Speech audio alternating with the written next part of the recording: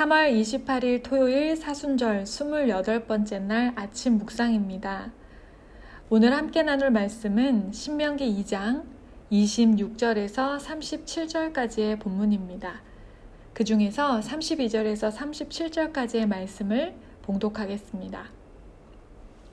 시온이 그의 모든 백성을 거느리고 나와서 우리를 대적하여 야하스에서 싸울 때에 우리 하나님 여호와께서 그를 우리에게 넘기심에 우리가 그와 그의 아들들과 그의 모든 백성을 쳤고 그때 우리가 그의 모든 성읍을 점령하고 그의 각 성읍을 그 남녀와 유아와 함께 하나도 남기지 아니하고 진멸하였고 다만 그 가축과 성읍에서 탈취한 것은 우리의 소유로 삼았으며 우리 하나님 여호와께서 그 모든 땅을 우리에게 넘겨주심으로 아르논 골짜기 가장자리에 있는 아로엘과 골짜기 가운데에 있는 성읍으로부터 길르앗까지 우리가 모든 높은 성읍을 점령하지 못한 것이 하나도 없었으나 오직 암몬 족속의 땅 야복강가와 산지에 있는 성읍들과 우리 하나님 여호와께서 우리가 가기를 금하신 모든 곳은 내가 가까이 하지 못하였느니라. 아멘. 이스라엘의 첫 정복전쟁이 시작되었습니다. 정복의 첫 번째 대상은 바로 헤스본 왕 시혼의 땅입니다. 앞서 24절에서 하나님께서는 이 땅을 이스라엘에게 싸워서 차지하라고 명령하셨습니다. 그런데 오늘 본문에서 모세는 시혼에게 전쟁을 선포하지 않고 평화의 말을 전합니다.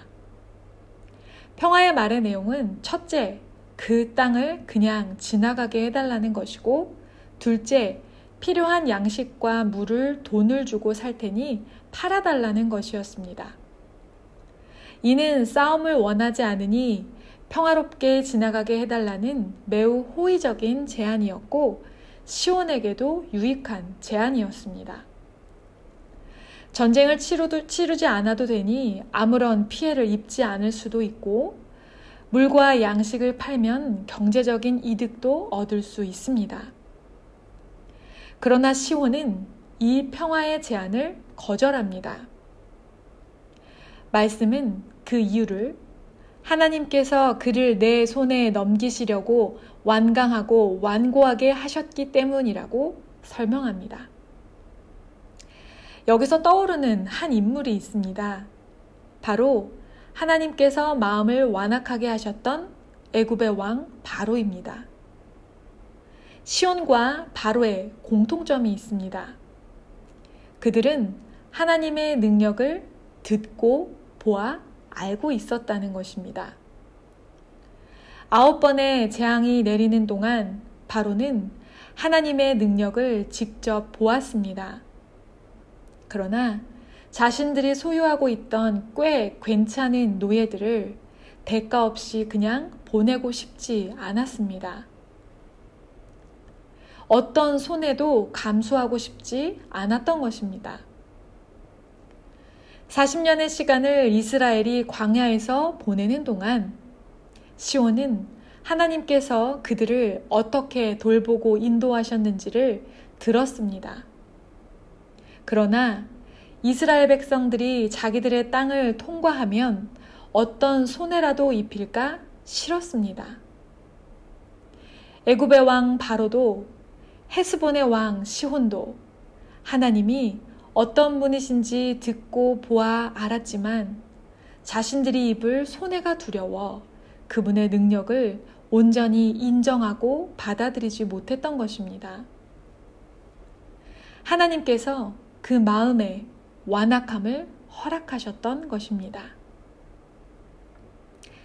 하나님을 듣고 보아 잘 알지만 그분을 제대로 인정하지 않는 마음이 바로 완악한 마음입니다.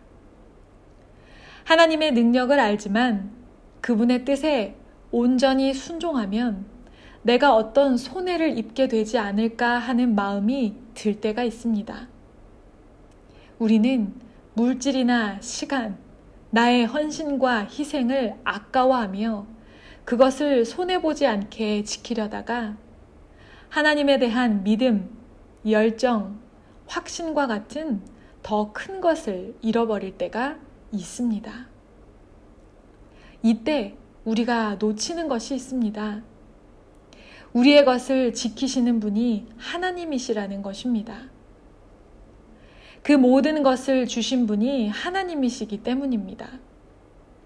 우리는 작은 손해 앞에 두려워할 것이 아니라 모든 것의 주권자이신 하나님에 대한 믿음과 신뢰를 잃을까 두려워해야 하는 것입니다. 여기서 평화의 말을 시온에게 전하기로 한 것은 모세의 선택이었습니다. 하나님께서는 싸워서 차지하라고 하셨기 때문입니다. 모세는 전쟁을 피하고 싶어서 이런 제안을 했던 것이 아닙니다. 그들에게 이스라엘 군대 앞에 굴복할 기회를 주려던 것입니다. 모세의 이러한 호의로운 제안은 하나님께서 이스라엘과 함께 계시기 때문에 이 전쟁에서 절대 패배하지 않을 것이라는 확신에서 비롯된 것입니다. 이길 것을 확신하는 사람은 여유를 가지고 도량을 베풀게 됩니다. 하나님이 내 편이라는 확신, 내가 하나님의 뜻을 이루고 있다는 확신이 우리에게 있다면 우리는 우리에게 맞서는 대적에게도 넓은 마음을 가질 수 있습니다. 하나님이 내 편이시라면 내 앞에 맞서는 대적이 아무리 강하더라도 승리는 우리의 것이기 때문입니다. 따라서 우리 믿음의 사람들은 더 얻기 위해, 이기기 위해 무조건 싸우는 삶을 살지 않습니다. 승리는 하나님의 손에 달려 있음을 알기에 대적하는 자에게 오히려 호의와 자비를 베푸는 삶을 살 수 있습니다. 하나님께서 시온의 땅을 모세와 이스라엘의 손에 넘기셨습니다. 모든 성읍을 점령하였고 모두를 진멸하였습니다. 점령하지 못한 것이 하나도 없었습니다. 그러나 암몬 족속의 성읍과 땅은 조금도 넘보지 않았습니다. 이 정도의 기세라면 거칠 것 없이 조금이라도 더 차지하기 위해 나갈 수도 있었지만 딱 거기까지였습니다. 하나님께서 주신 것은 마음껏 누리되 하나님께서 허락하시지 않은 것은 결코 넘보지 않았습니다. 이스라엘은 40년의 시간을 광야에서 지내는 동안 매일 주어지는 만나와 메추라기에 자족하는 훈련이 되어 있었습니다. 그렇기에 허락하시지 않은 땅을 넘보지 않을 수 있었던 것입니다. 우리의 인생도 이렇게 자족하는 훈련의 여정입니다. 모든 것의 주인이 하나님이심을 믿는다면 내게 주시는 분도 거두시는 분도 하나님이심을 우리가 인정한다면 우리는 하나님께서 내게 주신 것의 소중함과 충분함을 누리며 살게 됩니다.